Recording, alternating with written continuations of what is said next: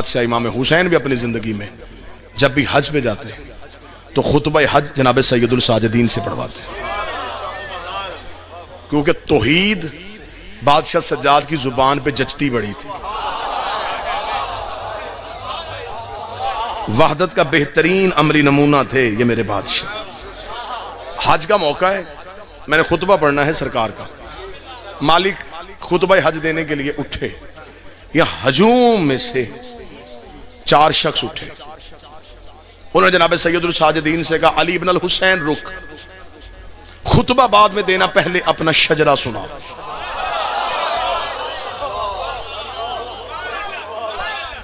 مولا سجاد کے رخ رحمت پہ سرخی آئی،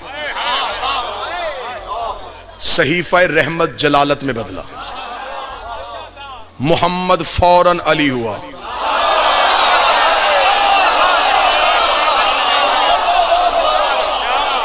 ہیبت الہیہ یوں نور بن کے چمکی۔ مولا سجاد نے انگلی کا اشارہ کر کے تم فوراً یہاں سے نکلو، ایسے نہ ہو کہ یہیں پہ عذاب آئے۔ انہوں نے جاتے جاتے کہا جرم کیا کیا ہم نے تو صرف یہی کہا تھا نا کہ اپنا شجرہ سنا، اور تو نے ہمیں حج کے ہجوم سے نکال دیا۔ فاشارت الی الحجر اسود،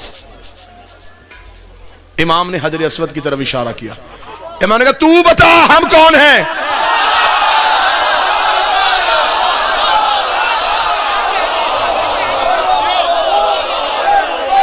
حجر اسود نے پھر خطبہ دیا، اس خطبے کو تاریخ میں کہتے ہیں خطبہ ابیض،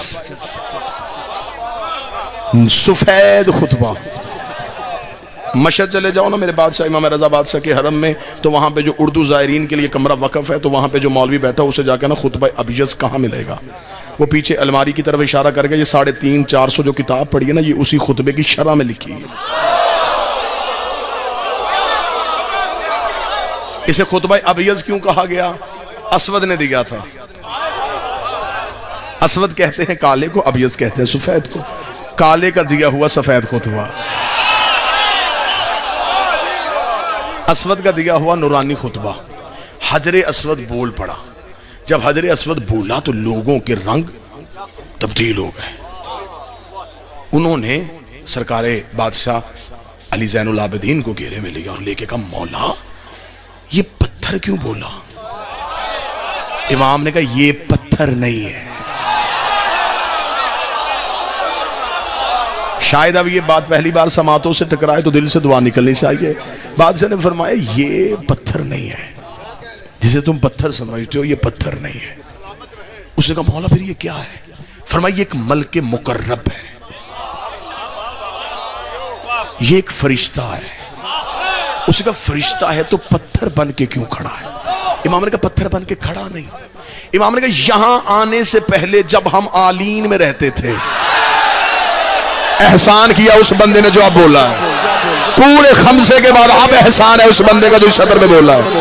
امام نے فرمایا یہاں آنے سے پہلے، اب میری مجبوری ہے، جملے ہیں میرے بادشاہ کے، ایک لمحے کے لیے نہ سلیس کر سکوں گا نہ ثقیل کر سکوں گا، نہ آسان کروں گا نہ وزنی کروں گا، جیسا بادشاہ نے کہا ویسا ہی سناؤں گا، کیونکہ امام کا جملہ ہر ذہن کے ظرف کے مطابق ڈھل جاتا ہے۔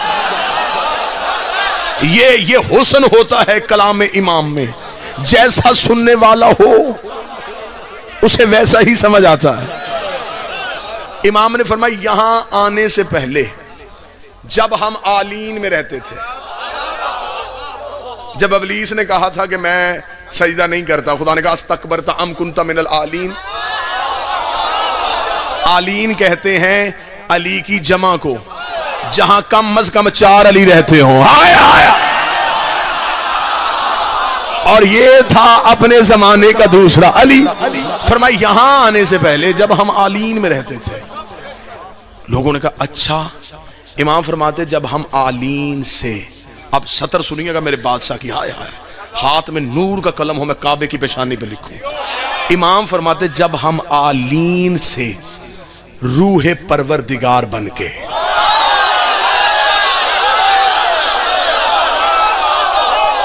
جب ہم فَإِذَا سَوَيْتُهُ وَنَفَخْتُ فِيهِ مِنْ رُوحِي، جب ہم نے آدم میں اپنی روح پھونکی.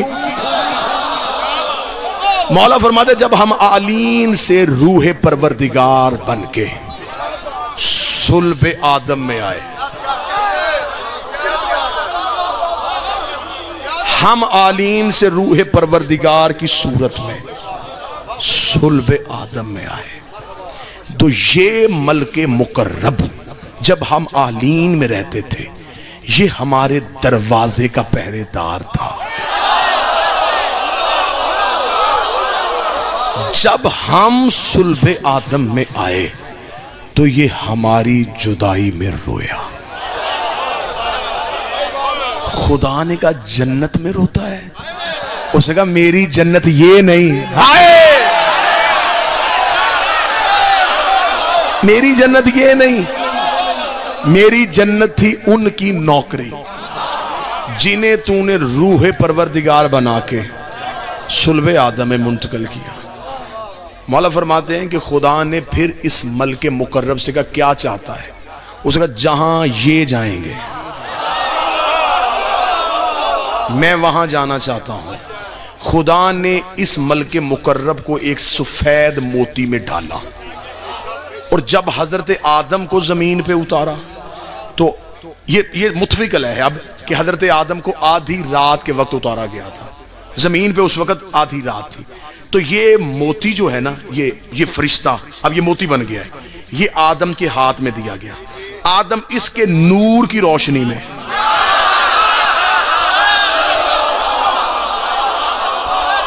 اب مجھے نہیں پتا کون سا ظرف قبول کرے گا، اور میں تنہا بھی رہ جاؤں گا تو مجھے پھر بھی بارے میں ہے. آدم ہمیں ہدایت کرنے آ رہا تھا اور یہ آدم کو ہدایت کر رہا ہے.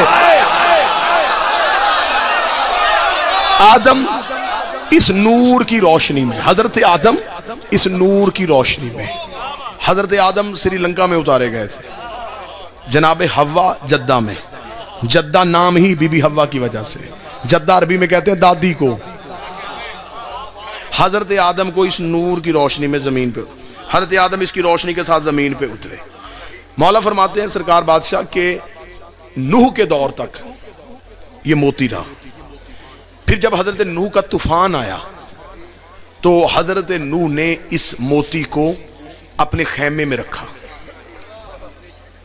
جو انہوں نے خیمہ نصب کیا تھا جہاں آج کعبہ ہے، یہاں حضرت نوح نے ایک خیمہ نصب کیا تھا. حضرت ابراہیم نے کعبہ بنایا نہیں تھا، دیواریں اٹھائی تھیں. کعبہ پہلے سے موجود تھا. اب مگر ایک سطر کے لیے میں کہہ دوں تو پھر جتنا عقیدہ سنا جا رہا ہے تو میرا خیال یہ سطر اب یہاں بنتی ہے. جب زمین کو بنایا گیا تھا نا، زمین ہیبت خدا سے کانپی تھی، زمین خوف خدا سے کانپ رہی. جبریل نے اپنا دایاں پر رکھا، زمین پھر بھی کانپ رہی تھی، بایاں پر رکھا، زمین پھر بھی کانپ رہی تھی. زمین نے کانپ کے زمین کہہ رہی تھی نہیں جبریل میرے اوپر خون ہوگا، میرے اوپر ظلم ہوگا، میں تسبیح کرتی ہوں، مجھ سے برداشت نہیں ہوگا. تو حضرت جبریل نے کہا خدا کو کہ یہ زمین خلق ہو گئی ہے لیکن یہ رک نہیں رہی. خدا نے کہا اس کے بالکل مرکز میں جا کے اس میں علی لکھ، اور جہاں علی لکھے وہی کعبہ رکھ دے. جہاں اس میں علی ہو وہی کعبہ رکھ.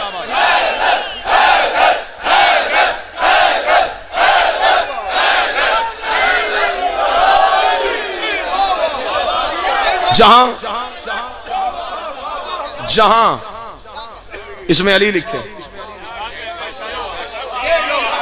اب ضرورت ہے کہ عقیدہ پڑھا جائے. ابھی میں نے 15 جولائی کربلا گاہ میں شاہ عقیدہ پڑھا ہے اور دشمنان علی نے ایک FIR درج کروائی ہے کہ انہوں نے کہا ہے کہ علی نے آدم بنایا تھا. اس بات پہ FIR ہے، اور یہ FIR نہیں ہے، یہ ایک دروازہ کھلا ہے. اب ہم بتائیں گے علی نے کیا کیا بنایا تھا.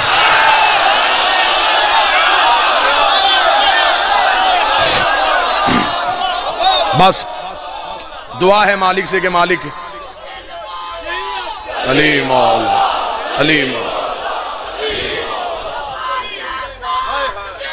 بسم اللہ مولا علی، بسم اللہ.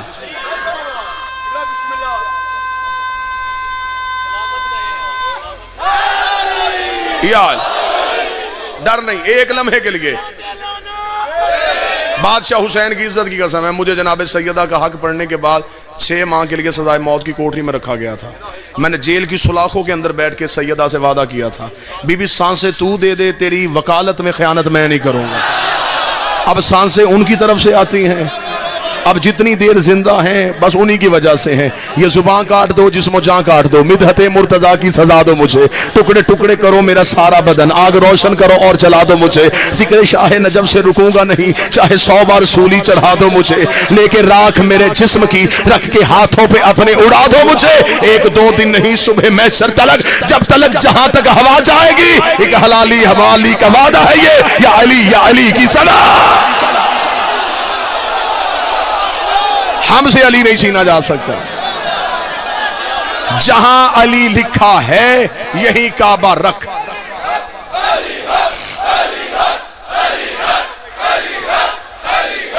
بسم اللہ سرکار بسم اللہ. آپ جی ہیں زندہ و سلامت.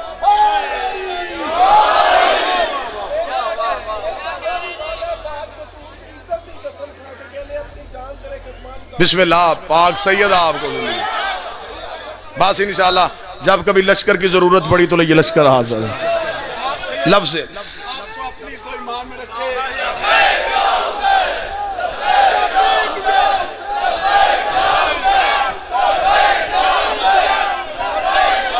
بسم اللہ آپ زندہ و سلامت.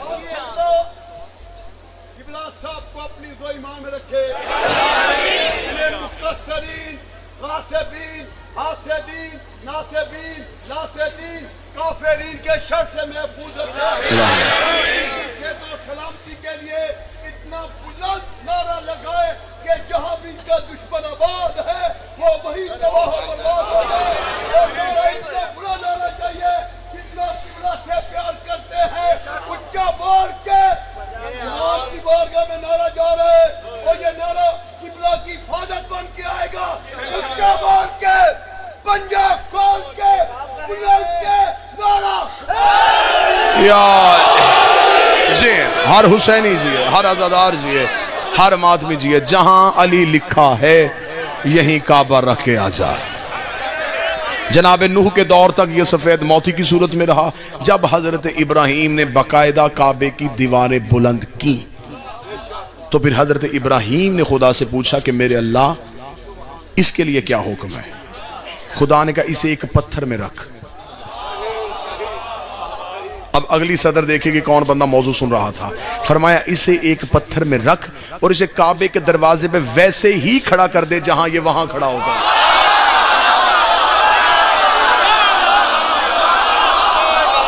اسے کعبے کے دروازے پہ بالکل ویسے ہی کھڑا کر دے. کعبے کے دروازے پہ حجر اسود کعبے کی دیوار پہ نہیں ہے کعبے کے باہر کھڑا ہے. بالکل ویسے ہی کھڑا ہے جیسے وہاں پہرے دار بن کے کھڑا ہوتا تھا. لوگوں نے دیکھے کہا اچھا مولا تو یہ ملک مقرب ہے. اچھا تو یہ اس لیے کعبے کے دروازے پہ کھڑا ہے تو مالک اس کی ڈیوٹی کیا ہے یہ کرتا کیا ہے. مالک نے فرمایا واجب کر دیا ہے جو بھی حاجی حج کرنے کے لیے جائے گا وہ حجر اسود کا بوسہ لے گا حجر اسود کو چومے گا. امام کہتے ہیں یہ حاجیوں کے بوسے دلوانے کے لیے نہیں یہ ہم نے کعبے کے باہر کھڑا کیا ہوا ہے. جب بھی کوئی حاجی سے بوسہ دینے لگتا ہے یہ اس کے دل کے اندر جھانک کے دیکھتا ہے اگر علی ہو تو حج قبول کرتا ہے ورنہ لعنت کر کے واپس کر دیتا ہے.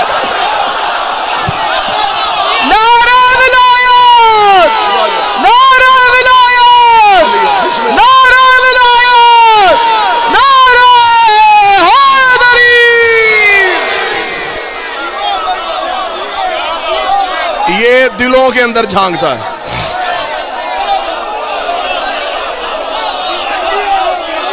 یہ گردن یہ ہر بوسہ لینے والے کے دل کے اندر دیکھتا ہے.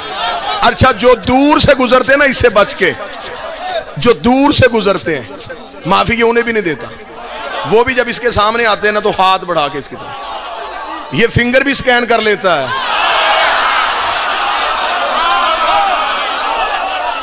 یہ ہاتھ بھی پہچان لیتا ہے کہ ماتمی کا ہے کہ نہیں ہے. آئے آئے آئے.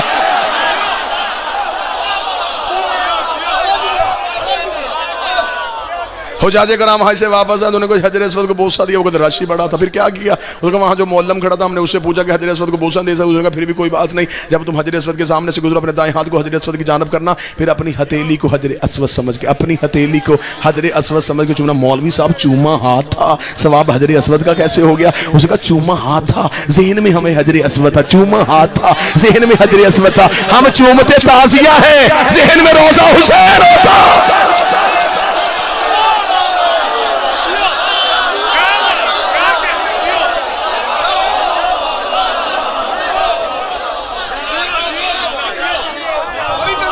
بسم اللہ۔ سید الساجدین نے بتایا یہ ہمارے دروازے کا پہرے دار۔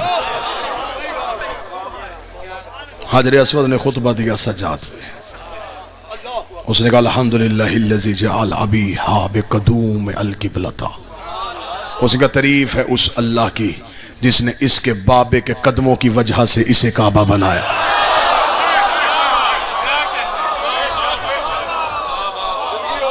تفصیلی خطبہ ہے 2 یا 3 صدریں سن لینا عقیدے والے بندوں کے لیے۔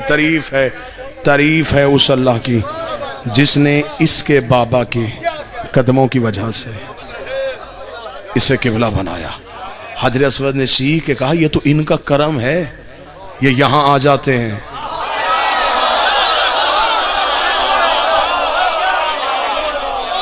ورنہ یہ جہاں ہوتے کعبہ چل کے وہاں آتے۔ اور تاریخ کی کتابوں نے لکھا ہے جب حسین مولا نے احرام توڑے تھے تو کعبہ بنیادوں سے چلا تھا۔ حسین پلٹ کے واپس اور کعبے کی دیوار پہ آتا کہ رک، تیری حرمت کے لیے حسین جا رہا ہے، تیری عزت کے لیے حسین جا رہا ہے۔